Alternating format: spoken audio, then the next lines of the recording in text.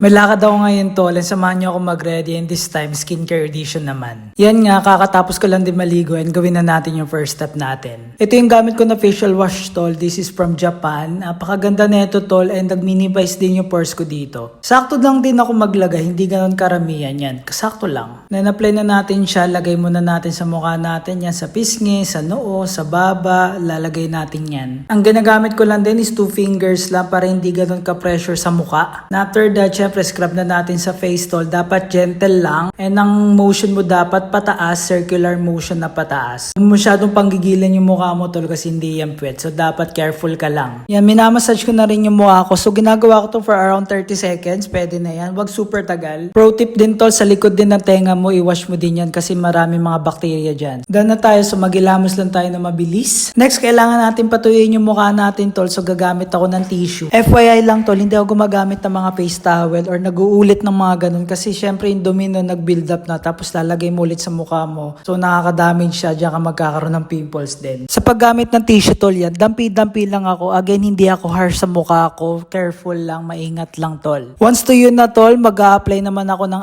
aking toner. Again tol, Japanese brand to. Nakalimutan ko yung name, screenshot mo na lang. Eto, sakto lang din ako maglagay, hindi ganun kadami kasi medyo matapang na siya pag dinamihan mo kaya dapat sakto lang. Yan, spread lang din natin sa ating face and konting massage lang din. After, gagamit ako na itong Gisulay para mas mabilis matuyo yung ating muka and ma-make sure natin talaga na-absorb ng face natin yung in-apply natin na product. Once tuyo na, dito na tayo sa ating last part, mag-a-apply naman ako ng sunscreen tol. Napaka-importante ng sunscreen. Kung hindi ka pa nagsa-sunscreen tol, kailangan mo tong gamitin. Sakto lang din ako maglagay tol, hindi super dami. Make sure na malalagyan ko lang yung buong face ko tapos konti din sa neck. And as you can see, sobrang dali lang ng skincare routine ko tol. Facial wash lang, toner, tapos sunscreen. And itong sunscreen na gamit ko tol, may anti-pollution na siya. Alam mo naman, sa labas, polluted. And lightweight lang din tol. Tapos moisturizer na rin siya. Kung dry yung mukha mo tol, saktong-sakto sa ito. Then, gently lang natin spread sa ating mukha. Yan, para ma-absorb ng ating face. And yun lang yung ating skincare routine tol. Maraming salamat and bye-bye.